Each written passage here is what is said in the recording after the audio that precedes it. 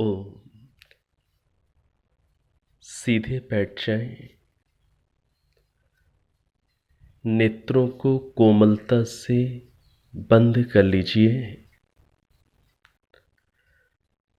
प्रभु के निज नाम ओम का मिलकर उच्चारण करेंगे। लंबी गहरी सांस भर लीजिए।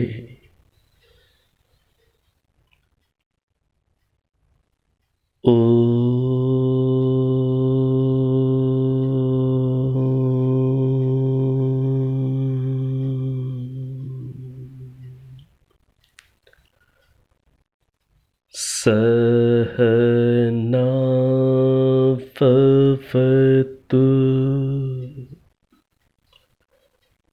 सहनौ भुनक्तु सह वीर्यं करवावहै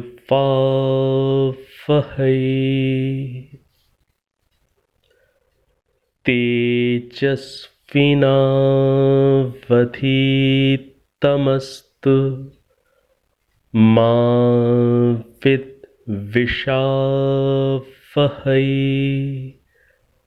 ओम शांति शांति शांति।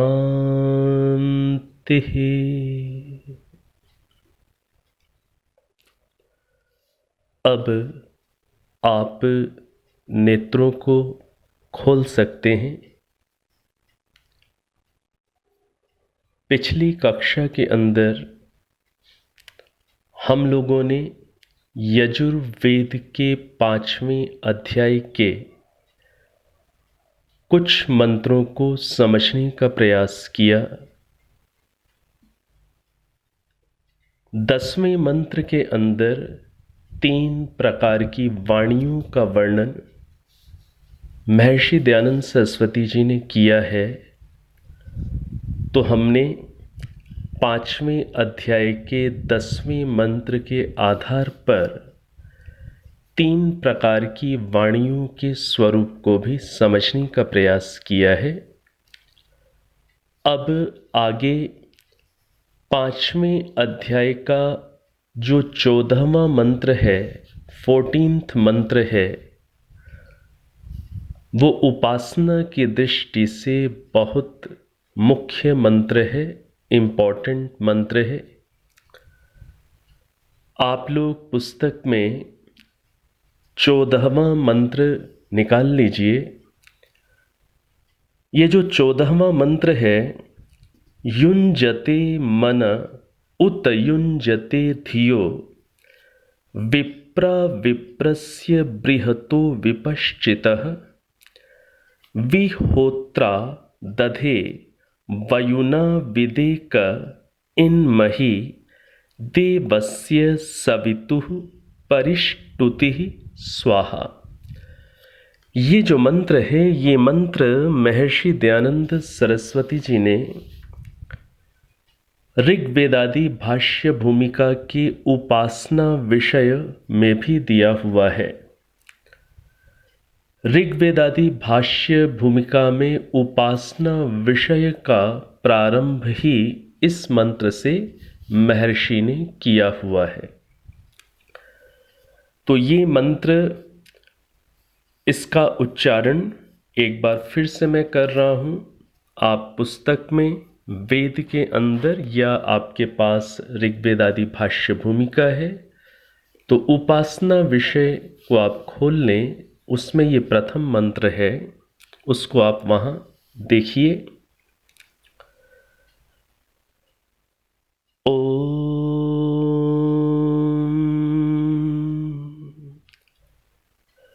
युञ्जते मन उत युञ्जते धियो विप्रा विप्रस्य बृहतो विपश्चितः विहोत्रा दधे वयुना विदेक इन्महि देवस्य सवितुः परिष्टुतिः स्वाहा। इस मंत्र का अर्थ बहुत ही सुंदर अर्थ है, उपासना में साधना की दृष्टि से बहुत सहायक ये मंत्र है। इस मंत्र के अंदर क्या बात कही जा रही है कि हम अपने मन को परमेश्वर में अच्छी प्रकार से युक्त करें। उत धियः, और हम अपनी बुद्धि वृत्ति को अर्थात ज्ञान को भी परमात्मा में ही, परमेश्वर में ही हम सदा स्थिर करें। इसका अर्थ आप दोनों स्थलों पर देखिएगा, वेद भाष्य में भी देखिएगा और ऋग वेदादि भाष्य भूमिका में भी देखिएगा, उपासना विषय में अवश्य देखिएगा।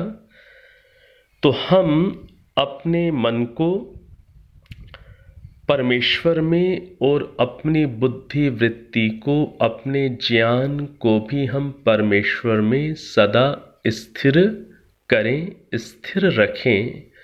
इसको आप पढ़िएगा।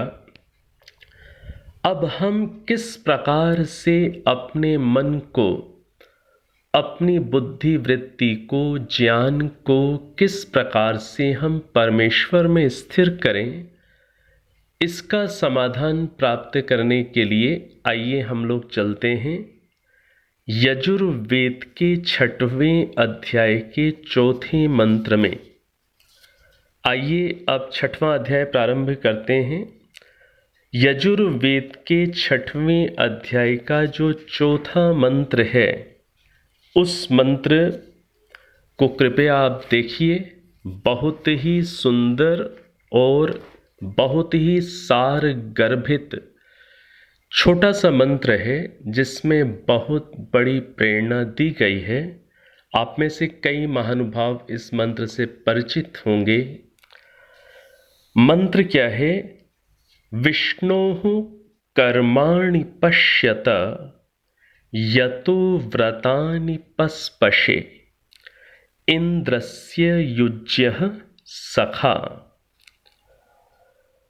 ओम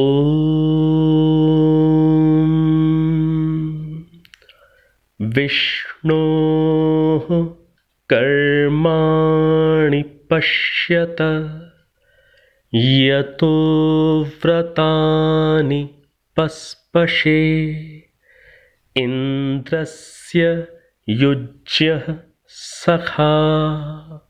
बहुत ही अच्छा मंत्र है ये। तो इस मंत्र के अंदर क्या बात कही जा रही है?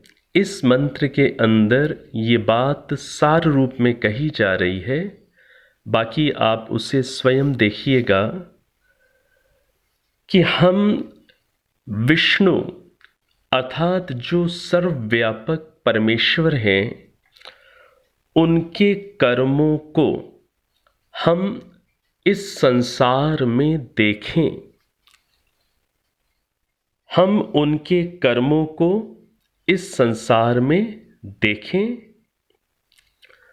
और अपने आप को, हम अपने आप को स्वयं को व्रतों में भी हम बांधें।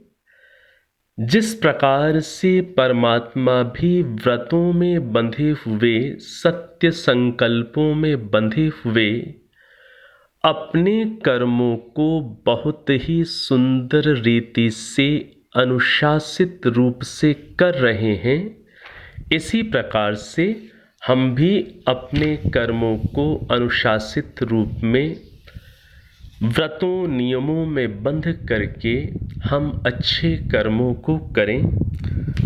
और जो परमात्मा हैं, परमात्मा ही हमारे कैसे हैं? परमात्मा ही हमारे सबसे युक्त योग्य सखा हैं, परमात्मा ही हमारे सबसे प्रिय सखा हैं। इस सत्य को हम अपने जीवन में अनुभव करते रहें। ये तो मैंने भाव रूप में, सरल रूप में बात आपके समक्ष रखी है।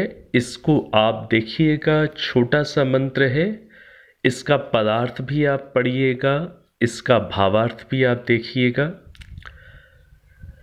तो परमात्मा के कर्मों को हम देखें तो परमात्मा के कर्म कौन कौन से हैं? परमात्मा के कर्मों को हम 5 विभागों के अंतर्गत समझते हैं। परमात्मा सृष्टि की रचना करते हैं, ये परमात्मा का पहला कर्म है। दूसरा कर्म है परमात्मा सृष्टि की पालना करते हैं। और तीसरा कर्म क्या है कि परमात्मा समय आने पर सृष्टि का संहार कर देते हैं, प्रलय कर देते हैं। तो सृष्टि की रचना करते हैं, सृष्टि का पालन करते हैं और समयानुसार सृष्टि का प्रलय कर देते हैं। और परमात्मा सृष्टि के प्रारंभ में हम मनुष्यों के कल्याणार्थ 4 ऋषियों के हृदय में वेदों का ज्ञान प्रकट करते हैं। तो परमात्मा का चौथा कर्म क्या है कि परमात्मा सृष्टि के प्रारंभ में वेदों का ज्ञान देते हैं। और समाधिस्थ होकर के जो व्यक्ति सुपात्र बनकर जब भी परमात्मा से विशेष सहायता की याचना करता है तो परमात्मा अपनी विशेष सहायता ज्ञान के रूप में, प्रेरणाओं के रूप में, उत्साह के रूप में, आत्मबल के रूप में परमात्मा देते हैं। और परमात्मा का 5वां कर्म क्या है कि परमात्मा हम जीवों के कर्मानुसार हमें न्यायपूर्वक फल देते हैं। हम जीवों के कर्मानुसार परमात्मा हमें न्यायपूर्वक फल देते हैं। तो ये 5 प्रकार के परमात्मा के कर्म हैं: सृष्टि की रचना, पालन, संहार, वेदों का ज्ञान देना, सुपात्रों को उपासना, समाधि आदि की स्थिति में विशेष रूप से मार्गदर्शन देना, सहायता देना, ज्ञान देना, और सभी जीवों के कर्मानुसार उनके न्यायपूर्वक फल देना। ये परमात्मा के 5 कार्य हैं। परमात्मा की ये जो सृष्टि है ये परमात्मा का दृश्य काव्य कहलाती है। और परमात्मा की ये जो वेद वाणी है ये परमात्मा का श्रव्य काव्य कहलाती है। दृश्य काव्य इस सृष्टि को कहा जाता है। दृश्य का अर्थ क्या होता है? देखने योग्य। और इस वेद वाणी को क्या कहा जाता है? श्रव्य काव्य। श्रव्य का अर्थ क्या होता है? सुनने योग्य। तो जहाँ पर हमें वेद वाणी का भी अध्ययन करना होता है, इसे समझना होता है, वहीं पर हमें परमात्मा का जो दृश्य काव्य है, जो सृष्टि है, उसको भी बड़ी सूक्ष्मता से हमें एकाग्रता पूर्वक उसको भी समझना होता है। तो जब हम परमात्मा के दृश्य काव्य को भी समझते हैं और जब हम परमात्मा के श्रव्य काव्य को भी समझते हैं, तभी हम परमात्मा के स्वरूप को भली भांति समझकर परमात्मा से विशेष रूप से संबंध स्थापित कर सकते हैं। तो वेदों के पढ़ने पढ़ाने के साथ साथ ये बहुत मुख्य है कि हम परमात्मा के दृश्य काव्य से भी जुड़ें, उसे भी पढ़ें, उसे भी समझें। महर्षि दयानंद सरस्वती जी ने सत्यार्थ प्रकाश के 7वें समुल्लास के अंदर सत्यार्थ प्रकाश के 3 समुल्लासों को कम से कम बहुत ही गंभीरता पूर्वक आप अध्ययन करिएगा। 7वां, 8वां और 9वां समुल्लास, ये 3 समुल्लास बहुत ही मुख्य हैं साधना की दृष्टि से, ध्यान, उपासना और दार्शनिक सिद्धांतों के दृष्टि से ये बहुत ही मुख्य समुल्लास हैं, अध्याय हैं। सातवां जो समुल्लास है, सातवें समुल्लास का विषय है वेद और ईश्वर। अर्थात वेद क्या हैं, वेद वाणी कैसे प्राप्त हुई और ईश्वर का सच्चा स्वरूप क्या है, ईश्वर का हम ध्यान कैसे करें, ईश्वर को हम अनुभव कैसे करें, ईश्वर का हम साक्षात्कार कैसे करें, दर्शन कैसे करें। ये सारी बातें सातवें समुल्लास में बहुत सुंदर रीति से वेदानुसार समझाई गई हैं। तो सातवां समुल्लास का विषय क्या है? ईश्वर और वेद। सातवें समुल्लास के अंदर आप इस प्रसंग को जरूर देखिएगा, क्योंकि प्रायः हम सभी के अंदर ये भावना है, ये इच्छा है कि हम ईश्वर को हम अनुभव कर सकें, हम ध्यान उपासना के अंदर विशेष अपनी एक अच्छी स्थिति बना सकें, जिससे हम ईश्वर को अनुभव कर पाएं, ईश्वर का हमें प्रत्यक्ष हो सके। तो ये प्रसंग है सत्यार्थ प्रकाश के अंदर। सत्यार्थ प्रकाश के सातवें समुल्लास में बस आपको तीसरे पृष्ठ के प्रारंभ में या तीसरे पृष्ठ के अंत में अलग अलग साइज की सत्यार्थ प्रकाश के आधार पर, अर्थात प्रारंभ में आपको तीसरे चौथे पृष्ठ में ये प्रसंग प्रारंभ होता हुआ मिलेगा। प्रसंग क्या है कि प्रश्न महर्षि दयानंद सरस्वती जी ने समझाने के लिए उठाया है। आप ईश्वर ईश्वर कहते हो, उसकी सिद्धि किस प्रकार से करते हो? ये प्रश्न महर्षि ने उपस्थित किया है। फिर इसका उत्तर लिखते हैं महर्षि, सब प्रत्यक्षादि प्रमाणों से, अर्थात सब प्रत्यक्षादि प्रमाणों से ईश्वर की हम सिद्धि करते हैं। फिर प्रश्न उपस्थित किया कि ईश्वर में प्रत्यक्ष प्रमाण कभी घट नहीं सकता। पूर्व पक्षी इस प्रकार से अपनी बात रख रहा है कि ईश्वर में तो प्रत्यक्ष प्रमाण घट नहीं सकता। फिर ऋषि दयानंद सरस्वती जी फिर उत्तर में समाधान करते हुए जो न्याय दर्शन का सूत्र है, इंद्रियार्थ सन्निकर्षोत्पन्नम ज्ञानम मव्यपदेश्यम अव्यभिचारी व्यवसायात्मकम प्रत्यक्षम, इस सूत्र को उद्धृत करके फिर इसकी व्याख्या वो विस्तार से करते हैं। तो ये जो सूत्र महर्षि दयानंद सरस्वती जी ने उद्धृत किया है, इंद्रियार्थ सन्निकर्षोत्पन्नम ज्ञानम अव्यपदेश्यम अव्यभिचारी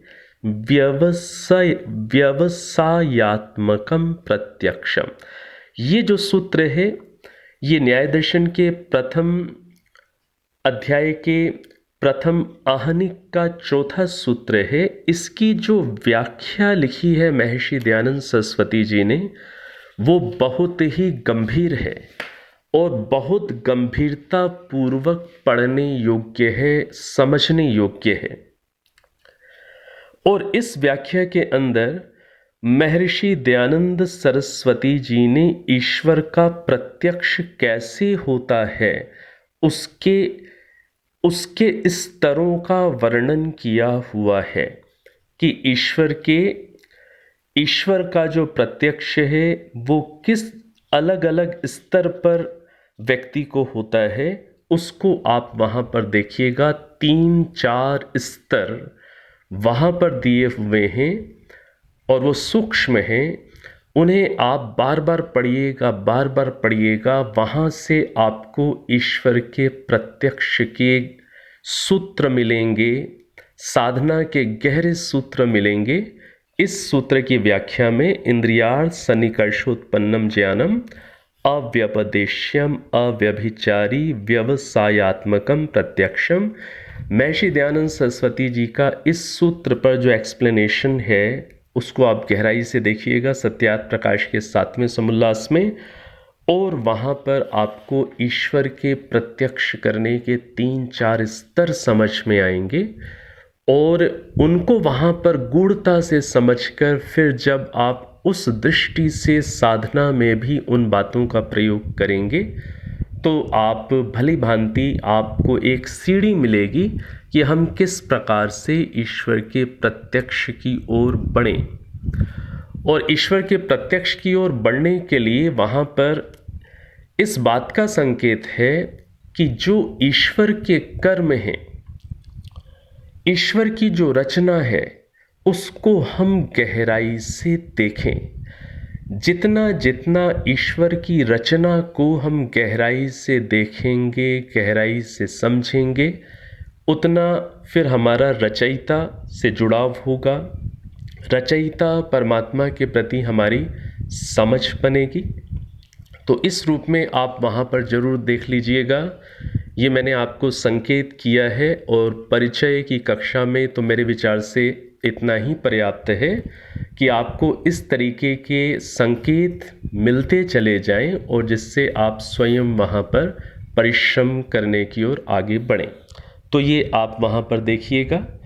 अब तो ये चौथा मंत्र था, 6वें अध्याय का चौथा मंत्र, जिसको अभी हम लोगों ने पढ़ा कि हम परमात्मा के जो विष्णु परमात्मा हैं अर्थात जो सर्वव्यापक परमात्मा हैं, हम उनके कर्मों को देखें।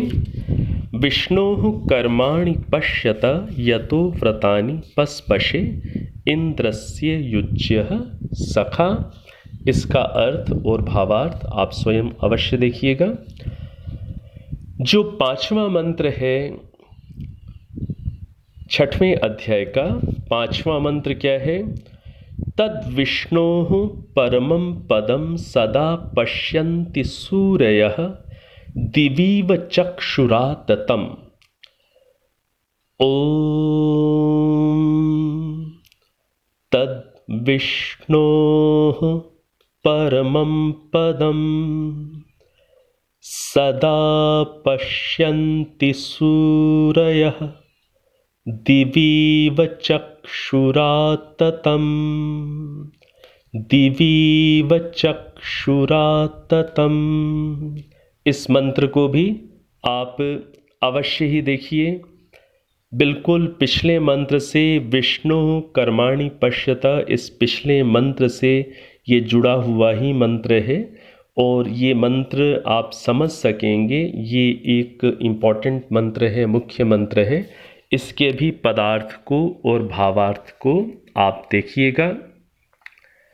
अब आगे 6वें अध्याय के अंदर और कुछ विशेष बातों की ओर मैं संकेत करूंगा।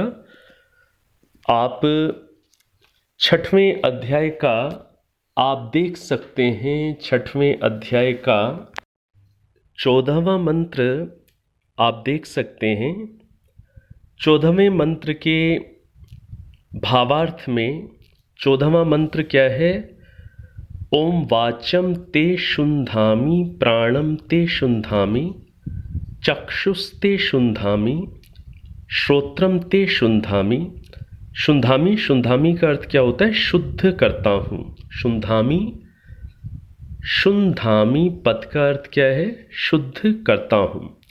नाभि ते शुंधामि मेढ्रम ते शुंधामि पायुम ते शुंधामि चरित्रांस्ते शुंधामि। तो शुंधामि का अर्थ क्या है? पवित्र करना, उसे पवित्र करना। तो इसका जो भावार्थ है, भावार्थ के अंदर महर्षि ने क्या लिखा है?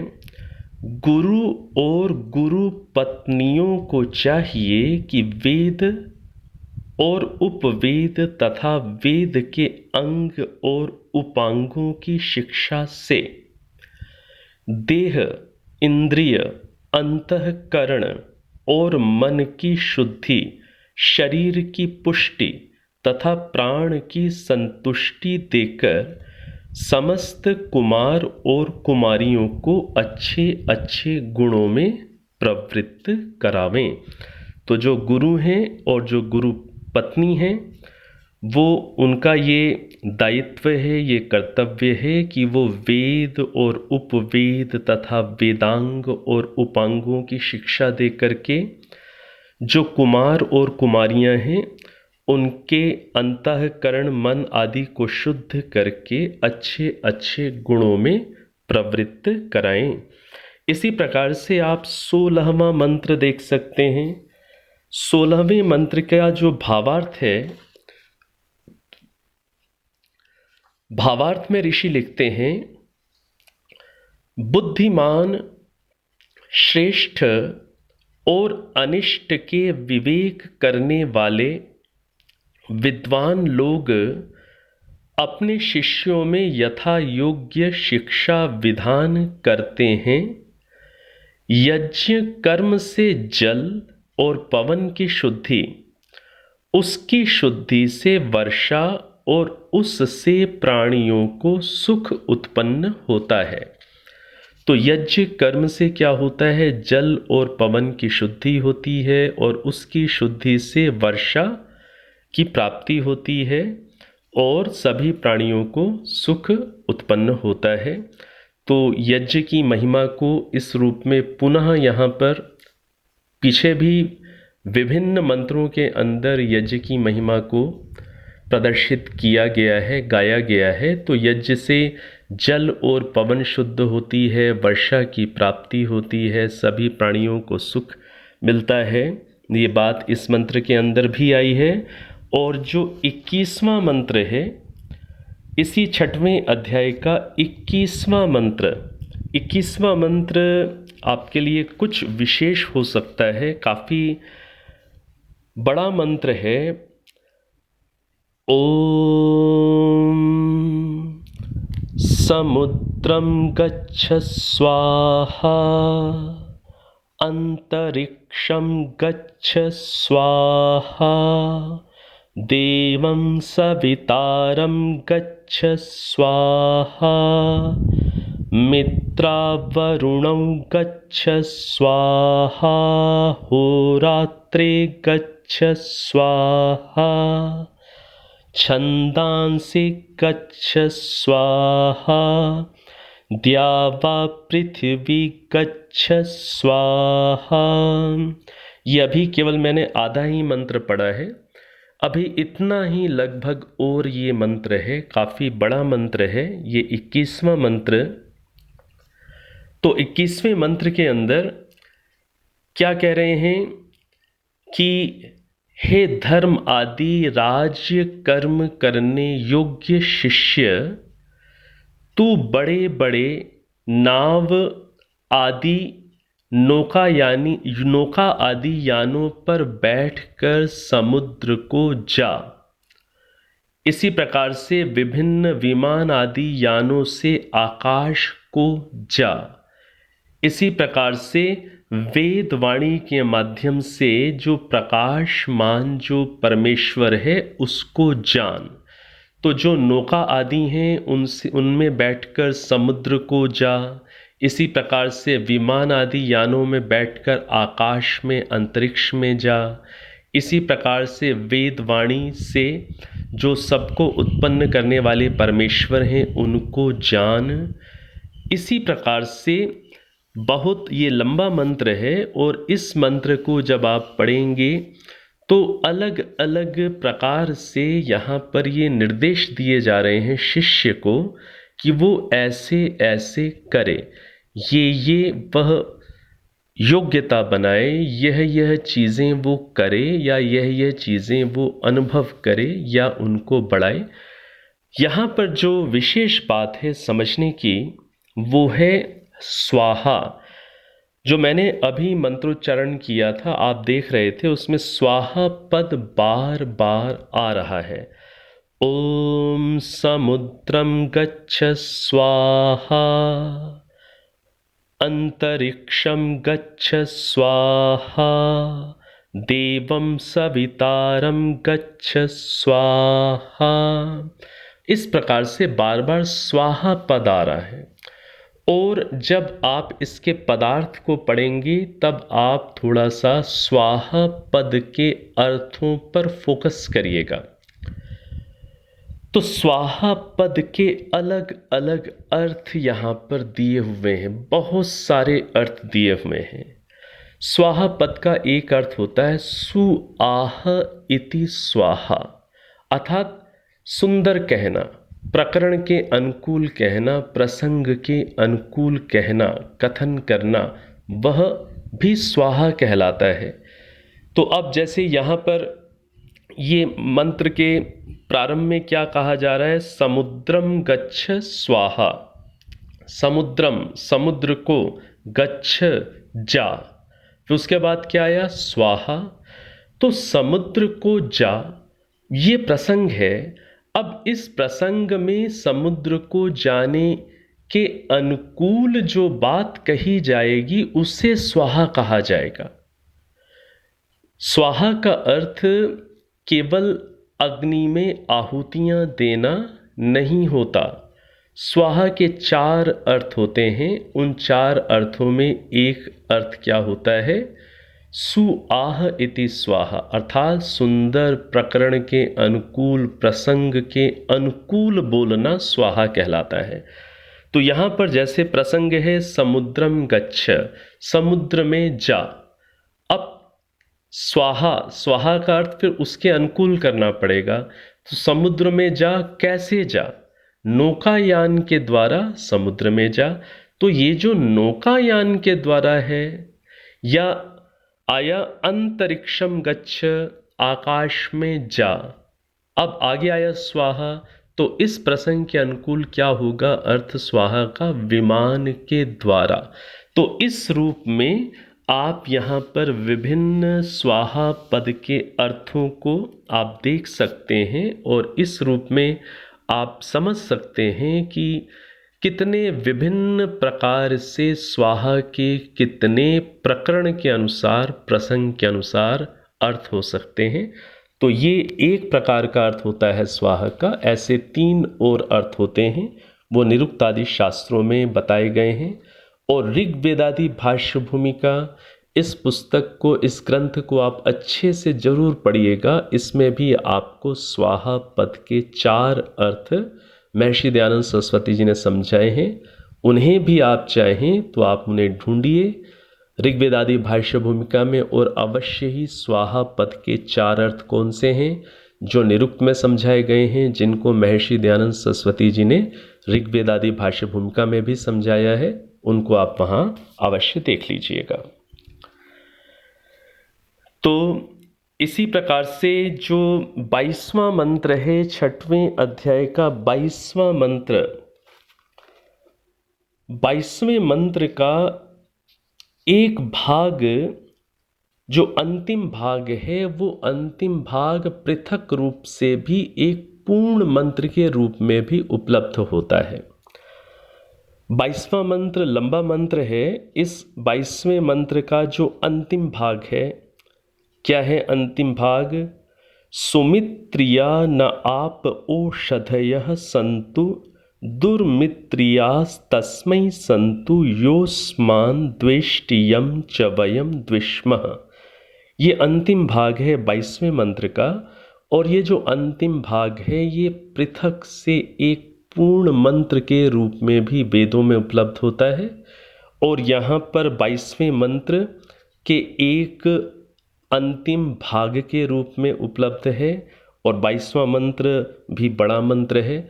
तो इस रूप में हमें, पहले भी हम लोगों ने इस रूप में कुछ मंत्रों को समझा है कि जो मंत्र सामवेद आदि के अंदर पूर्ण रूप से भी प्राप्त हो रहे हैं, और यहाँ पर यजुर्वेद के अंदर किसी बड़े मंत्र के अंश के रूप में भी प्राप्त हो रहे हैं, उसी रूप में यह मंत्र भी सुमित्रिया न आप ओषधयः संतु, ये जो पूर्ण मंत्र है, यहाँ पर 22वें मंत्र के भाग के रूप में भी यहाँ पर उपलब्ध हो रहा है। तो ये भी एक नई जानकारी हो सकती है। इसको भी आप चाहेंगे तो इसको आप यहाँ पर देख लीजिएगा। तो इस प्रकार से हम लोगों ने यजुर्वेद के 6वें अध्याय तक कुछ परिचित होने का प्रयास किया है। और जहाँ जहाँ मैं बीच बीच में आपसे निवेदन कर रहा हूँ, आप उन प्रसंगों को ऋग्वेद आदि भाष्य भूमिका में उन स्थलों पर जाकर भी आप यदि साथ साथ देखेंगे, और वेद भाष्य के अंदर भी उन स्थलों को यदि आप स्वयं भी यदि स्वाध्याय करने का, पढ़ने का प्रयास करेंगे तो आप निश्चित रूप से अपने स्वाध्याय में विशेष लाभ अनुभव करते चले जाएंगे। और जितनी जितनी हमारी स्वाध्याय करने की योग्यता और ज्ञान जितना जितना हमारा समृद्ध होगा, जितना जितना बढ़ेगा, उतना उतना आगे हमें फिर और अनुकूलता अनुभव में आएगी वेद का स्वाध्याय करने के लिए। तो थोड़ा सा आप स्वयं भी परिश्रम साथ साथ करते रहिएगा। अब समापन की ओर चलते हैं। सीधे बैठ जाइए, नेत्रों को बंद कर लीजिए, मिलकर एक बार ओम का उच्चारण और 3 बार शांति का उच्चारण करेंगे। लंबी गहरी सांस भर लीजिए। ओ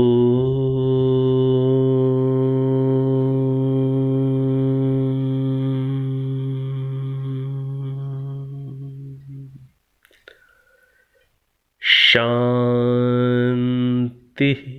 शांति शांति।